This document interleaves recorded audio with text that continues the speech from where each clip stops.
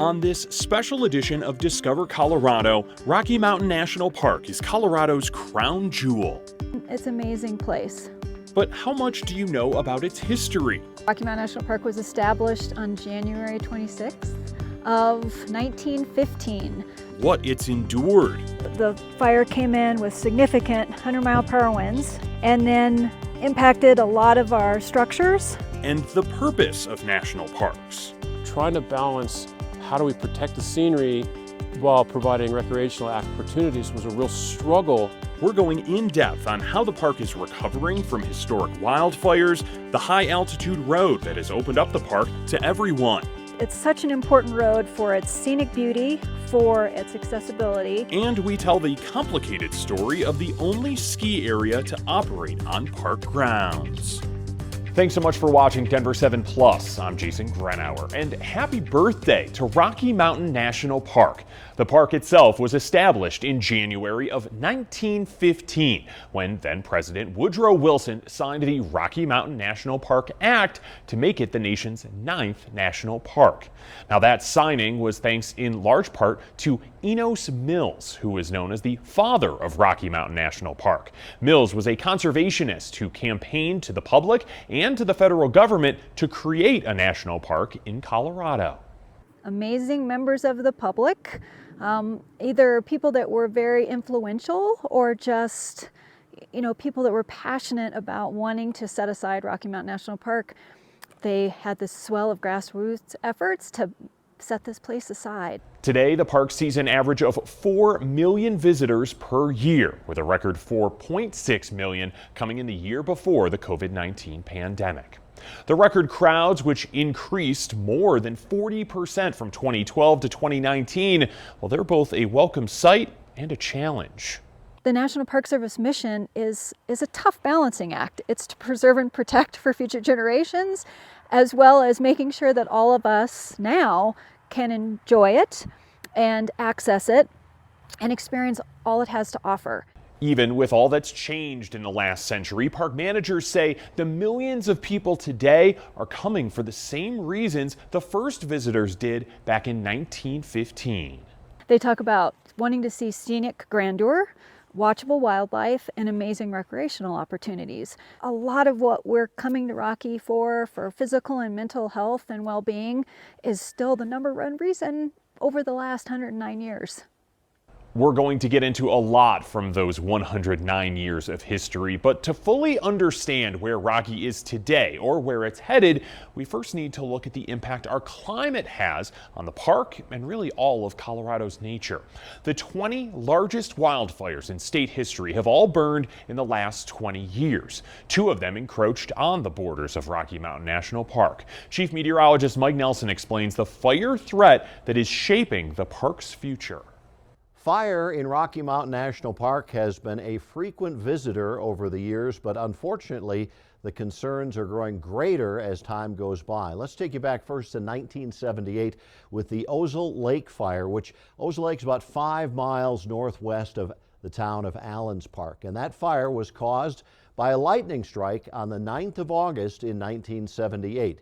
In the couple of days that followed, strong west winds came in off of the Grand Lake area and whipped that fire to over 1,000 acres in size.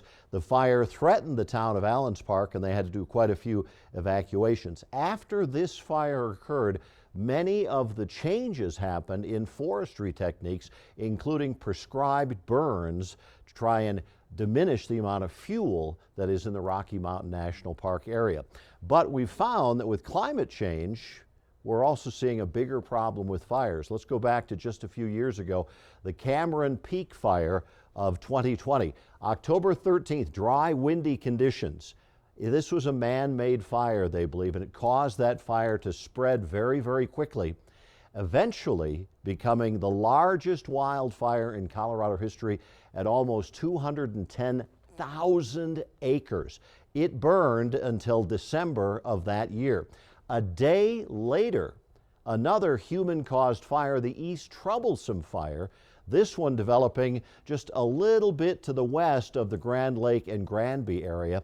Very strong winds fanned that fire, And these were erratic winds for weeks. Sometimes the fires would die down a little bit. They were both burning at the same time, and we might get a little bit of rain and snow to diminish it, and then another dry, warm, windy time would come. That fire ended up being almost 200,000 acres as well. The two combined were over 400,000 acres, and about 30,000 acres, or about 9% of that, was actually inside of Rocky Mountain National Park.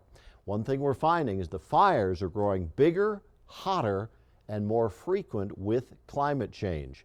And there's a new study out from Colorado State University talking about the impacts in Colorado: warmer and drier weather, less snowpack on average, more drought and wildfire, and it's that urban wildland interface along and west of I-25 where we're close to all the woods, but a lot of people are living, that is a major concern moving forward. Rocky Mountain National Park is getting hotter with climate change. This is a graph from Climate Central. We can prevent some of the worst of it with significant cuts in carbon pollution, but if emissions continue at the rate they're going, the park temperatures could warm by nearly 10 degrees Fahrenheit by the end of the century. Imagine 100-degree high temperatures at the gateway to Rocky Mountain National Park. Mike has gone in depth on the effects of our changing climate and its impact on Colorado. You can find that right now at denver7.com/Colorado Climate. The effects of those fires, of course, will be felt in the park for some time as burn scars bring threats of their own. So more than 3 years later, where do things stand? The Denver7 digital team visited the park to learn about its recovery from the 2020 Cameron Peak and East Troublesome fires. Stephanie Butzer has that story. A forest that is completely changed. That's how Kyle Patterson, Rocky Mountain National Park spokesperson, described the burn scars here. It's really hard to see that when it's never going to look the same as it did. But wildfires are beneficial for Rocky, an enormous swath of land where natural fires are expected to happen. So there's almost a rebirth that happens too. More wildfires have burned in the park within the past 13 years than the previous 96, including the state's biggest two, 2020's Cameron Peak and East Troublesome fires. That was the year that there were a lot of significant fires in Colorado. These were just the two major ones that impacted Rocky Mountain National Park. The fire came in with significant 100-mile-per-hour winds and then impacted a lot of our structures on the west side of the park, and then jumped the divide that evening and came over to the east side of the park. Grand Lake on the west side of Rocky was evacuated, followed by Estes Park on the east side. Together, the fires destroyed more than 1,000 structures, including a few in Rocky. We were very fortunate that Kawanichi Visitor Center on the west side survived the East Troublesome fire, as did our permanent housing and our facilities infrastructure there. However, in the East Troublesome fire, we lost the Anahu Lodge, which is a historic lodge where we house seasonal staff, as well as the Green Mountain cabins, which were also seasonal staff housing. A shed housing trail equipment, the Grand Lake entrance main office, and the historic Fern Lake patrol cabin were also burned, in addition to 52 miles of trails and 17 bridges. And so gradually, areas of the park did reopen relatively quickly as we went in and assessed both the resource impacts and any of the structure or cultural impacts that we saw in these areas as well. In the fire's wake, partners worked to repair trails, replace bridges and signage, and remove hazards. The plan to replace the destroyed seasonal housing is in its design phase, with construction to follow. But it gives now people an opportunity to hike in these areas, or recreate in these areas, or snowshoe in these areas, and really see what a fire coming through an area does. In the spring and summer, the last couple of years, this amazing super bloom of flowers and vegetation that actually again has a rebirth after a fire. Of course, over the park's 109 years, countless fires have moved through the land. The National Park Service used fire data going back to 1300 to map out other historic fires. We have more about those wildfires and the ones from 2020 at denver7.com. Reporting for Denver 7, I'm Stephanie Butzer. Another integral piece of Rocky Mountain National Park's history, as well as its future, is Trail Ridge Road. It makes you experience and appreciate that ecosystem where you normally would not have that accessibility. Still ahead, how the road made breathtaking views possible for visitors and the incredible work required to open the road for the summer.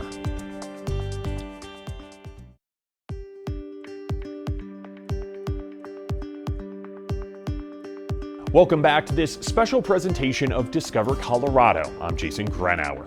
Trail Ridge Road is an impressive feat of engineering, reaching more than 12,000 feet of elevation at some points. But while it's important as a tourist route from Estes Park to Grand Lake, it's perhaps just as important as a path to accessibility. Jeff Anastasio shows us how Trail Ridge Road has created a whole new way for more people in Colorado and beyond to experience Rocky Mountain National Park. Well, when you go up there, you feel actually like you're on top of the world. Good luck choosing the best adjective to describe these views, but there's only one place you'll find them. Trail Ridge Road is the highest continuous paved road in the United States, and it is an unbelievable road. Tammy Roberts has seen it all through her lens. And I'm going down the road and I look to the side and there's this small herd of bull elk walking like next to me. It's like, I can't believe it's happening. The sunrises, sunsets, a marvel for Kyle Patterson, who has seen the lives of so many visitors to Rocky Mountain National Park forever changed. It's just something that you have to experience because it's top of the world views. When you get to the top of Rocky, which the highest point is 12,183 feet, you have throughout that road, you experience all the different life zones of Rocky, whether it's vegetation and plants and shrubs and flowers, or whether it's the wildlife that calls those places home. An epic Colorado experience, 48 miles long, nearly 100 years old. Trail Ridge Road starts before it actually exists. It's a story History Colorado's Rachel Storm is excited to share. That's her in the early 2000s, arm around a handmade snowman in the middle of Trail Ridge Road. It was really fun doing this project because it made me be like, I need to get back up there. Rocky Mountain National Park was established in 1915, but the work to access its beauty started earlier. Coloradans, we are an impatient bunch, and we weren't going to wait. So they actually started building a road up to Rocky Mountain National Park before 1915. That road was Fall River Road, and while other parks at the time, Yosemite and Yellowstone, had train service, Rocky Mountain National Park did not. So Fall River Road was a huge milestone for those early visitors. So it really was the first automobile national park. People are just starting to get automobiles. They hop in their cars. Denver even offers a bus tour service up Fall River Road. Then in 1919, Congress passed funding for Trail Ridge Road, but only 4 miles of it.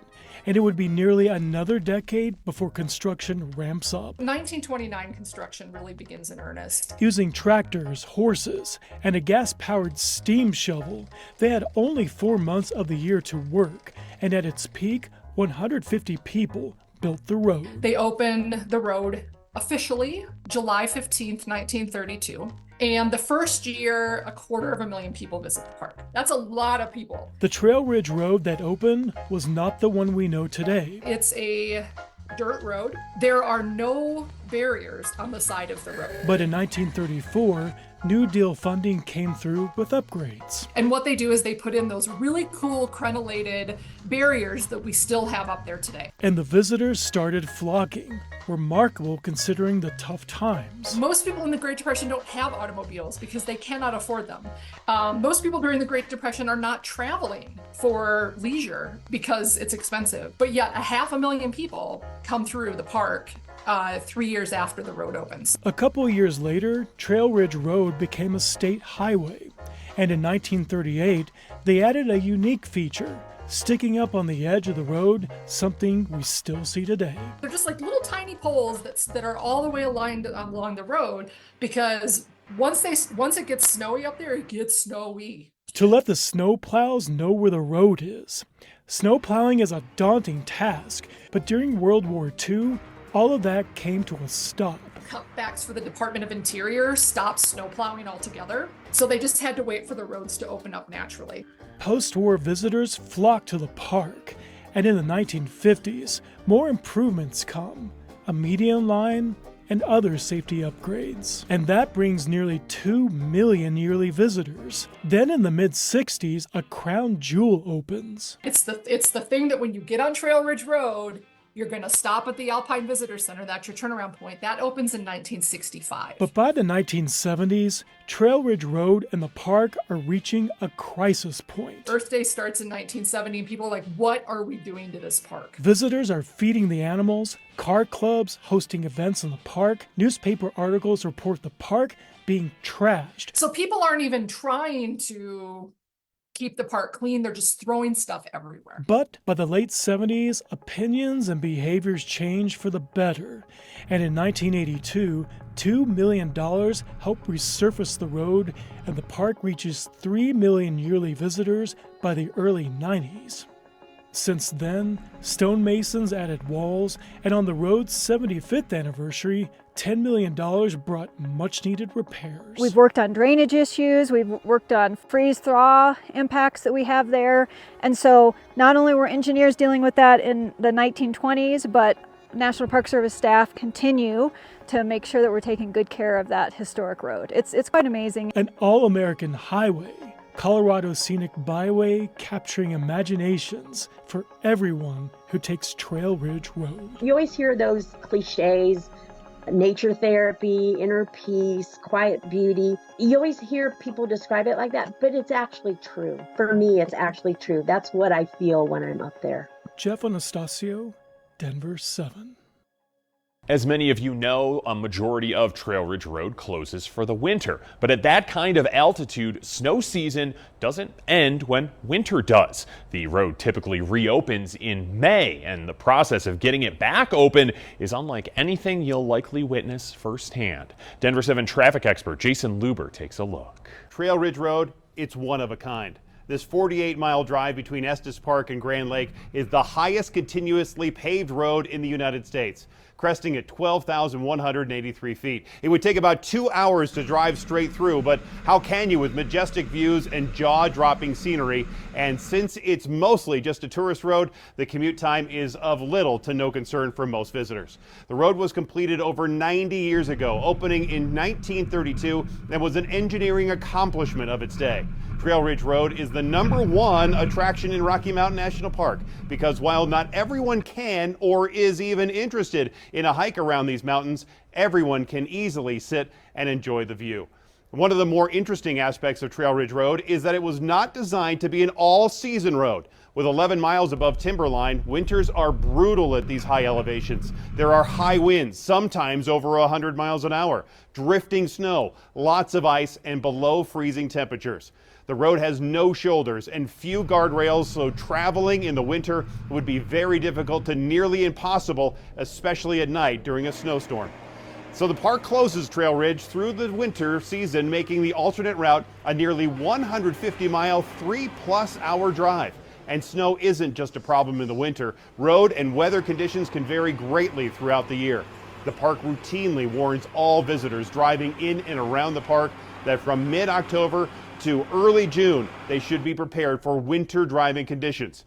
Park roads may become snow-packed and icy and might close due to adverse weather conditions like whiteout snowstorms. The park even advises drivers to have vehicles with properly rated mountain, snow, or all-weather tires and even snow chains just in case. Weather permitting, Trail Ridge Road typically reopens for through travel around Memorial Day weekend in late May. One of the most impressive sights all year is seeing the specialized snow clearing machines carve up the 15 to 20 foot snow drifts. Maintenance crews use enormous snowblower contraptions to clear the road down to bare pavement. Maintenance crews start this process in mid-April as crews from the west side of the park and crews from the east side of the park move along the roadway day after day and eventually meet near the Alpine Visitor Center. The entire process often takes about 40 days to complete, but exactly how long it takes each year is entirely weather dependent. Rocky Mountain National Park is a Colorado treasure and accessible just about to everyone thanks to this unique and I would say spectacular Trail Ridge Road. I'm Jason Luber, Denver7. There is so much to enjoy in the park today, but also a lot that has been lost through the years. After the break, we visit the lost ski area within Rocky Mountain National Park and the park's lone ghost town. We'll be right back.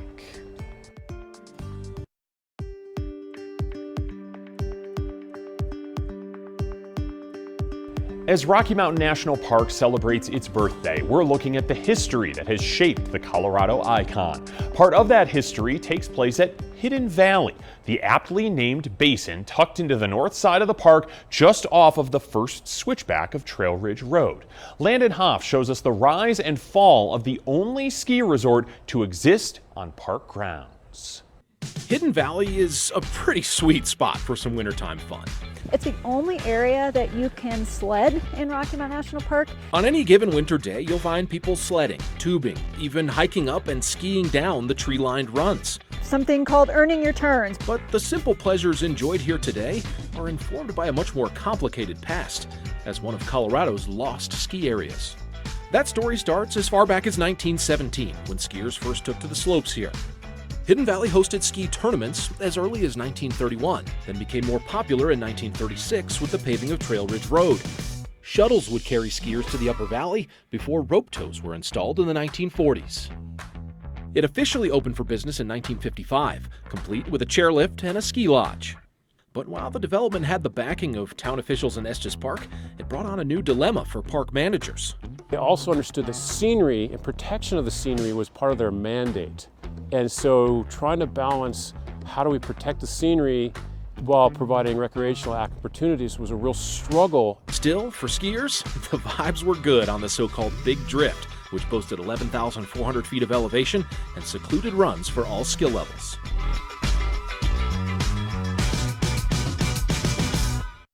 In the mid-1970s, a new report recommended that development stop entirely at Hidden Valley, and the National Park Service took ownership of the ski area from the private concessionaire. But Hidden Valley stayed on unstable footing. As new ski resorts were popping up in places like Vail, Winter Park, and Steamboat, this small ski hill had become less economically viable. No one really had the money to put into it to compete with this whole new slew of ski resorts. Financial woes only further complicated what had already become Hidden Valley's new existential crisis. There's this increasing question about whether we should be putting development in national parks at all. What is this doing to the environment? Not scenery, but environment. Because of the lack of consistent, dependable snow, the concessionaire at the time asked the National Park Service if they could make snow, which obviously would have impacted the water. Certainly the National Park Service at the time said, we will not support making snow. By 1989, the Park Service wanted out of the ski business. Hidden Valley closed in 1991, and most of the structures were gone by the late 90s. And then a really neat thing happened where the National Park Service reached out to the public and said, what do we do now with this area? So while the ski area is lost, its legacy is not. The interesting thing of the story about Hidden Valley is not only is it a lost ski area, but it's really a story about what is the purpose of the national parks. And today, what's left of Hidden Valley is a symbol of that purpose. And it's that balance of still having a wonderful place to recreate and to enjoy the park all 4 seasons, and then also, restored some of the important resource protection in that area as well. For Denver7 in Rocky Mountain National Park, I'm Landon Hoff. Some of the material from the old ski lodge was recycled and was used to build the restroom and warming hut you see at Hidden Valley today. Hidden Valley also serves as the Junior Ranger headquarters in the summer. Now, there are some other abandoned structures that are still standing today. Some of the most notable historic structures in Rocky Mountain National Park are the William Allen White Cabin, the Holsworth Ranch, and the Shadow Mountain Fire Lookout.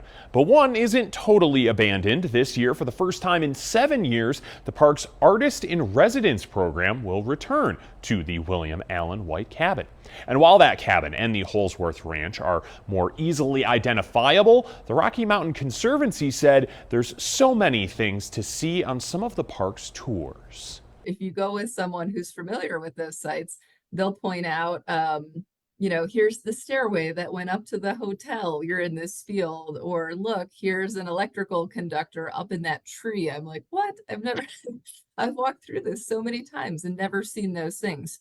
Another site that's come and gone is Lulu City. The ghost town is a long-lost relic of Colorado's mining heyday. It operated as a city with a population of around 200 people from 1879 until 1894, before being abandoned. These photos show some rundown cabins in the 1940s. Today, not much is left of them, and the Lulu City site mostly appears to be an open field near the Colorado River headwaters. For more info on Lulu City and other historic sites inside Rocky, look for those stories on Denver7.com.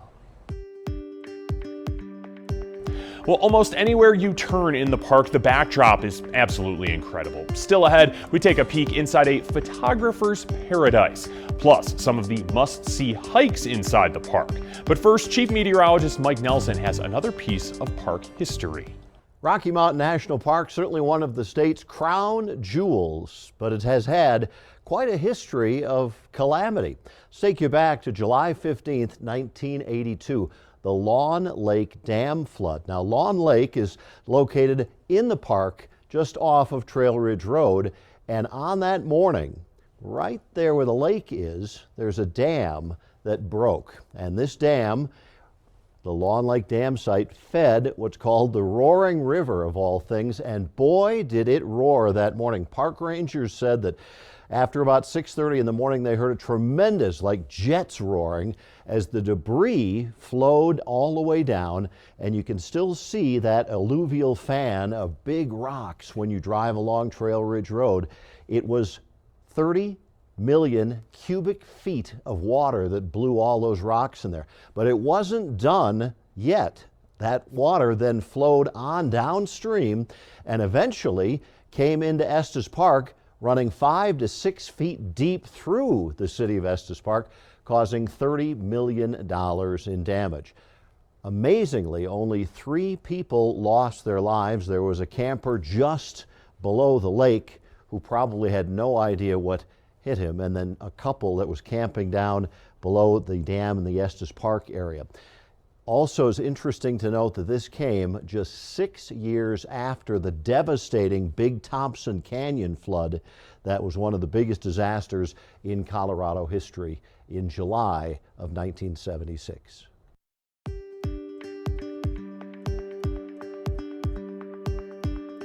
Welcome back. Flipping through newspaper clippings from decades past as part of our research for this project, we found this article in a 1967 edition of the Estes Park Trail Gazette's Vacation Edition, calling Rocky Mountain National Park a photographer's paradise. Shutterbugs have flocked there for decades to capture the park's many peaks, wildlife, and other incredible scenes. One of those photographers is Tammy Roberts, a frequent contributor to Denver7's photography group on Facebook, who talked to us about what makes the park so special. It makes me feel like I am doing something that people like and that I am contributing something worthwhile. It's very humbling. It's just mind-blowing. I mean, it's just the colors. Like in this one, the colors are just so vibrant. And you're looking at the layers, the different layers of the mountains and the colors. I mean, that's what gets me about it. One of her favorite spots is a stretch of Trail Ridge Road that's not for the faint of heart. It's like a drop-off on both sides. Can you see it?